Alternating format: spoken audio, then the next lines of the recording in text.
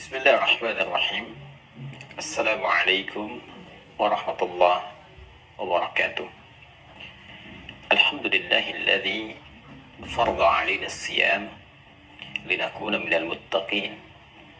Wassalatu wassalamu ala Rasulillah afdhalil anbiya'i wal mursalin.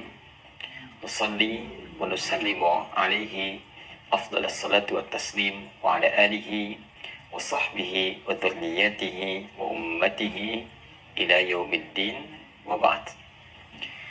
Saudara-saudariku dimanapun Anda berada, bersyukur pada Allah Subhanahu wa Ta'ala, sampai detik ini kita masih diperkenankan oleh Allah menjadi bagian hamba-hambanya yang beriman.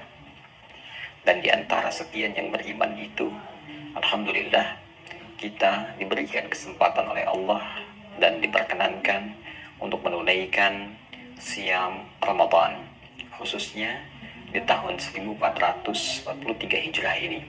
Semoga puasa yang ditunaikan mendapatkan penerimaan terbaik di sisi Allah Subhanahu wa Ta'ala. Saudara-saudariku, mengapa kita mesti berpuasa? Apa yang penting di balik siam Ramadan ini sehingga Allah menurunkan kewajiban dan menanamkan dalam kewajiban itu pesan yang kuat agar menunaikan puasa dimaksud dengan cara yang sempurna, semampu yang bisa kita lakukan, bahkan lebih baik dibandingkan generasi terdahulu yang juga pernah menunaikan ibadah siam. Ketika perintah puasa diturunkan oleh Allah di hari Senin di bulan Sya'ban di tahun kedua Hijrah dengan turunnya surah kedua Al-Baqarah ayat 183 agar ibadah itu ditunaikan di bulan Ramadan, Allah berfirman, "Ya ayyuhalladzina amanu kutiba alaikumus-syiyam kama kutiba 'alal ladzina min qablikum la'allakum tattaqun." Hai seluruh orang yang beriman tanpa kecuali, mulai saat ini diwajibkan atas kalian menunaikan ibadah siam di bulan Ramadan nanti, sebagaimana generasi terdahulu juga mendapati kewajiban itu. Puasa ditujukan dengan harapan kalian semua dapat meningkatkan takwa. La'allakum tattaqun, diharapkan kalian semua dapat bertakwa. Itulah penutup dari ayat 183 surah Al-Baqarah yang memberikan kesan yang dalam kepada kita semua akan hakikat Ramadan, tujuan ibadah puasa. Jika ada yang bertanya, kenapa harus puasa? Apa pentingnya Ramadan? Maka Al-Quran menjawab, dengan menunaikan puasa Ramadan itu, kalian memiliki peluang untuk meningkatkan takwa. Pertanyaan selanjutnya, apa itu takwa? Apa pentingnya takwa? Apa pengaruh takwa dalam kehidupan sehingga saking pentingnya takwa ini harus dilatih dalam ibadah Ramadan? Dan hadirnya Ramadan didesain untuk melatih pribadi kita agar menjadi insan yang bertakwa. Hadirin, takwa secara singkat adalah akumulasi dari karakter moral, kumpulan-kumpulan sifat baik yang hadir dalam jiwa setiap manusia, dan dari pancaran karakter moral inilah kemudian akan mengeluarkan sifat-sifat yang dieksekusi oleh bagian tubuh kita menjadi sikap yang mulia dari ujung kepala sampai dengan ujung kaki. Jadi mata kita akan melihat yang mulia bergantung kepada bagaimana kondisi jiwa kita memberikan instruksi kepada mata untuk menatap. Lisan kita bisa bertutur yang mulia, itu bergantung pada keadaan jiwa kita yang memberikan petunjuk kepada lisan untuk bertutur. Demikian telinga saat mendengar sampai ke ujung kaki saat melangkah.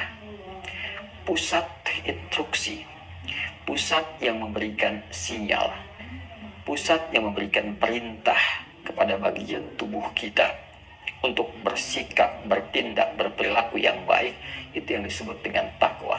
Karakter moral yang memberikan instruksi kepada bagian tubuh untuk melahirkan karakter kinerja. Jadi yang dimaksud di Quran surah ke-91 Asy-Syams di ayat 7 sampai dengan 10 itu. Wa nafsin wa ma sawwaha fa'alhamaha fujuraha wa taqwaha. Qad aflaha man zakkaha wa qad khaba man dassaha. Dan aku bersumpah, kata Allah, demi setiap jiwa manusia yang disempurnakan penciptaannya menjadi sempurna jiwa itu saat roh masuk ke dalam jasad fisik setiap manusia, ditiupkan sejak usia 4 bulan dalam kandungan itu, berkembang sampai dilahirkan, dididik, dirawat, dan mendapatkan pengaruh dari lingkungan. Jiwa kita di dalamnya berisi karakter moral, diantaranya yang disebut dengan takwa. Fa'alhamaha fujuraha wa taqwaha. Takwa itu puncak akumulasi sifat baiknya, fujur adalah katalisnya. Di dalam takwa terkumpul semua sifat-sifat baik yang disebut khair itu. Kejujuran ada dalam jiwa takwa. Kesabaran berkumpul dalam takwa. Rendah hati hadir dalam takwa. Demikian seluruh sifat baik, sifat khair terakumulasi, tersimpan dalam satu bagian jiwa disebut dengan takwa. Sedangkan fujur itu katalisnya yang didesain untuk mempercepat sehingga sifat-sifat mulia itu bisa keluar. Dan bentuknya adalah lawan langsung dari sifat takwa. Jika di takwa ada jujur, maka di fujur itu ada dusta. Jika di takwa ada sabar, maka di fujur ada amarah. Jika di takwa ada rendah hati, tawadhu, maka di fujur ada sombong. Allah menciptakan amarah bukan ingin menjadikan manusia pemarah, tapi untuk mempercepat, melatih supaya sabar itu muncul ke permukaan. Bagaimana mungkin ditemukan sabar kalau tidak ditemukan amarah? Seperti tidak ditemukan bersih kecuali ada kotoran. Qad aflaha man zakkaha. Sungguh kecenderungan hidup manusia akan dekat pada kebahagiaan, ketenangan, ketentraman, kesuksesan ketika mampu menyucikan keadaan jiwanya itu sehingga yang keluar itu selalu sifat baiknya, takwanya. Mencuci bukankah menghilangkan kotorannya sehingga tampil bersihnya? Jadi kotoran itu desainnya hadir untuk menghadirkan bersih. Karena tidak mungkin mencuci itu dilakukan, bersih itu muncul kalau nggak tampak kotoran sebelumnya. Karena itu diciptakan kotoran bukan ingin membuat satu benda menjadi kotor, bukan. Tapi sesungguhnya menjadi tanda agar kebersihan itu bisa lahir. Fujur, sifat-sifat kontrasnya, sifat-sifat yang terlihat nampak seperti negatifnya, tercipta bukan untuk menjadikan manusia memiliki sifat negatif, berperilaku yang negatif, tidak, tapi lebih kepada untuk menjadi katalis takwa supaya ia muncul ke permukaan.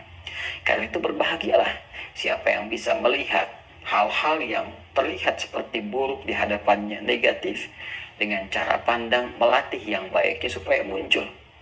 Jika melihat yang sedih, cari lawannya untuk menggembirakan. Jika ada yang cemberut, cari lawannya untuk memberikan senyuman. Jika ada terlihat nampak perbuatan dusta, itu sinyal bagi kita untuk menampakkan kejujuran. Demikian selanjutnya. Maka siapa yang mampu mengoptimalkan sifat takwa ini, mengeluarkan semua sifat-sifat baik dalam nafasnya, ditembuskan pada kolbunya, diteruskan pada sodrunnya, lalu ditembuskan kepada akalnya yang sepersekian detik diinstruksikan kepada seluruh bagian tubuhnya. Dari jiwa yang baik itu ditembuskan ke mata, maka mata akan memandang yang baik-baik saja. Ketika yang dipandang tidak baik, mata segera berpaling atas instruksi dari jiwa takwanya. Lahir diinstruksikan ke pikirannya, maka ia akan berpikir yang mulia-mulia. Tidak ada pikiran jelek dalam pikirannya, dalam benaknya, yang terfikir konstruksi semua kebaikan-kebaikan. Karena itu yang dilahirkan adalah ide-ide kreatif, solusi-solusi dalam kebaikan, hal-hal yang bermaslahat, hal yang menghadirkan harmoni. Demikian turun ke lisannya sampai dengan ujung kakinya. Singkatnya, dimanapun insan ini, manusia ini beraktivitas, menempat, bergaul, dan membawa spirit takwanya, karakter moral yang mulia itu, maka semua karakter kinerja yang nampak dari ujung kepala sampai ujung kakinya dipastikan dengan izin Allah akan tampil mulia. Itulah sebabnya banyak di dalam Al-Quran interaksi kehidupan kita, baik dalam konteks ibadah kita menyembah Allah Subhanahu wa Ta'ala, pun demikian dalam konteks interaksi sosial hubungan dengan makhluk. Spirit takwa seringkali dimintakan oleh Al-Quran untuk ditampilkan ke depan. Quran surah ke-49 Al-Hujurat misalnya, bagaimana kita diberikan arahan oleh Al-Quran untuk menampilkan spirit takwa dalam berkehidupan sosial. Ya ayyuhan nasu, hei semua manusia, inna khalaqnakum min dzakarin wa untha, dengan keagunganku kata Allah, kami ciptakan kalian, ada yang laki-laki, ada yang perempuan.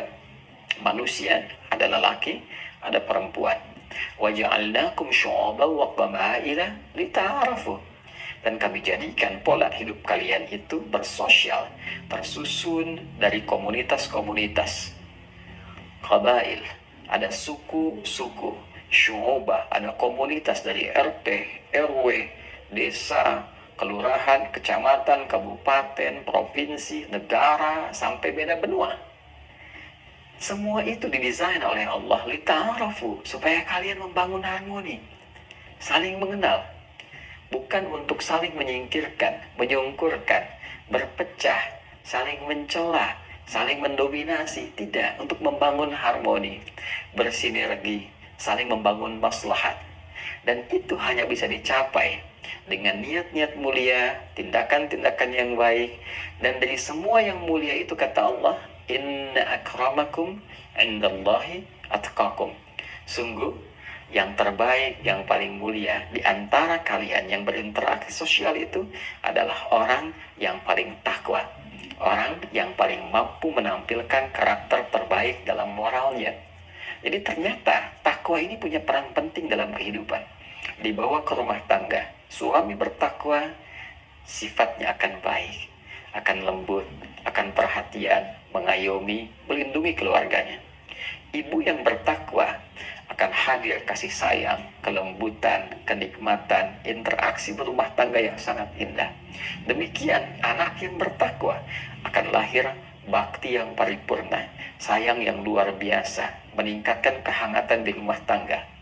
Pekerja yang bertakwa, direktur yang bertakwa, pimpinan yang bertakwa, presiden bertakwa, panglima bertakwa, rakyat bertakwa, jika semua mampu menampilkan kebaikan dalam hidupnya, maka baik-baik itu, semua sifat itu akan melahirkan harmoni dalam kehidupan yang kompleks, yang beragam, baik secara individual ataupun secara sosial dan secara komunal.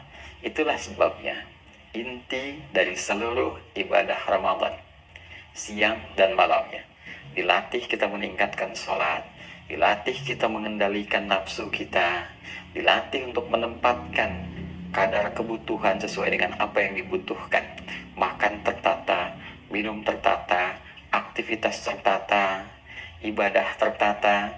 Pada puncaknya, semua tatanan itu ditujukan untuk melatih jiwa takwa kita supaya dapat muncul ke permukaan. Bukankah dalam Ramadan kita dilatih banyak meningkatkan kebaikan, mencegah banyak hal-hal yang tidak baik, yang tidak layak untuk ditampilkan, dari ujung kepala sampai ujung kaki. Pikiran yang buruk ditahan, kata-kata yang kotor dijauhkan, pendengaran yang tak layak untuk disimak kita tepikan sampai ke ujung kaki.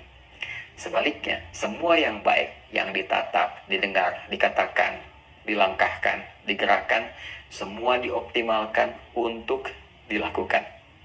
Karena itulah puncak takwa akan melahirkan satu perisai terbaik yang mencegah dari keburukan, disebut dengan junnah, dan saat yang bersamaan mengoptimalkan karakter kebaikan yang mendekatkan kita kepada jannah. Hadis Nabi Sallallahu Alaihi Wasallam, as-siyamu junnatun, orang yang puasa dengan benar, Maka puasa yang ditunaikan dengan benar itu potensial menghadirkan perisai untuk mencegah pelakunya dari berbagai perbuatan-perbuatan yang negatif.